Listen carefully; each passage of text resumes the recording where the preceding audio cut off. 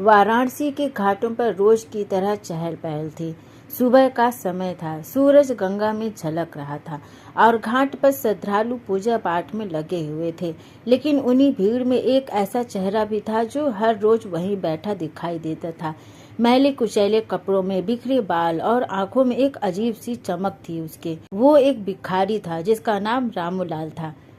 रामूलाल को लोग बस भीख मांगने वाला बूढ़ा समझते थे, लेकिन उसके बारे में एक अफवाह वर्षों से फैली हुई थी। कहा जाता था कि वो समय में यात्रा करता था। पहली बार ये बात तब उठी जब एक विदेश टूरिस्ट ने रामूलाल की तस्वीर ली थी और कुछ दिनों के बाद उसे 1857 की एक पेंटिंग में हूबहू वैसा ही चेहरा दिखाई दिया था। सबने सोचा कि ये एक इत्तेफाक होगा, लेकिन फिर 2 साल के बाद एक पुराने राजा की डायरी में एक फटे हाल आदमी जो भविष्य की बातें करता है और बिजली से चलने वाले रथों की बातें करता है, ऐसा कुछ जिक्र मिलता है। और उस राजा की डायरी 1720 की थी। अब लोगों में जिज्ञासा बढ़ने लगी थी। एक दिन एक युवा पत्रकार जिसका नाम अद्वैत था, जो इन अफवाहों में बिल्कुल भी विश्वास नहीं करता था, रामूलाल से घाट पर मिलने पहुंचता है। अद्वैत ने कैमरा चालू किया और बोलता है कि तुम कहते हो कि तुम समय में घूमते हो, क्या इसका कोई सबूत है तुम्हारे पास?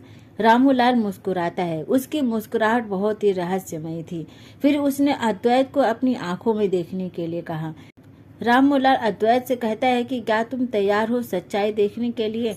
अद्वैत हाँ में जवाब देता है। तभी रामूलाल ने अपने कमर के नीचे से एक कांसे की बनी घड़ी की जैसी कोई वस्तु निकाली, जिस पर संस्कृत और लैटिन भाषा में कुछ लिखा हुआ था। उसने उसको मोड़ा और एक बटन दबाया और अगले ही पल अद्वैत की आंखों के सामने सब कुछ बदल जाता है।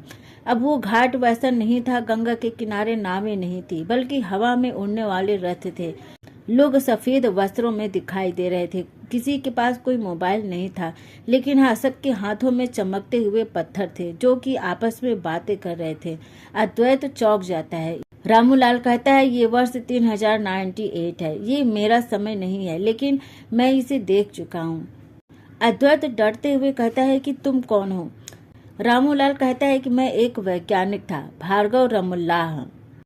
वर्ष 2031 में मैंने पहली बार काल यंत्र बनाया था, लेकिन वो प्रयोग असफल हो गया था। मुझे एक विस्फोट में सबने मरा हुआ मान लिया था, लेकिन हकीकत में मैं एक समय में फंस गया था और अब मैं अलग अलग समय में एक कैदी की तरह घूमता हूँ। अद्वैत कहता है कि लेकिन तुम वापस क्यों नहीं जाते? तब रामूलाल कहता है कि क्योंकि हर समय जहाँ मैं ट्रैवल करता हूँ वो मुझे कुछ सिखाता है और मेरे लौटने की कीमत है मेरी पहचान। अगर मैं वापस गया तो समय रेखा टाइमलाइन टूट जाएगी और हो सकता है कि आने वाला भविष्य ही अस्तित्व में ना रहे, सब कुछ नष्ट हो जाए। अद्वैत एकदम चौंक जाता है। उसे विश्वास नहीं हो रहा था, लेकिन सब उसके कैमरे में रिकॉर्ड हो रहा था। फिर रामूलाल कहता है कि तुम अब बहुत कुछ जानते हो, लेकिन याद रखना, कुछ रहस्य समय को ही संभालने दो। कुछ चीजें अपने समय पर ही बाहर आए तो ही ठीक है, नहीं तो फिर विनाश आता है। एक झटके में वो फिर से घाट पर थे। वही चहल पहल, वही भीड़ और वही रामूलाल।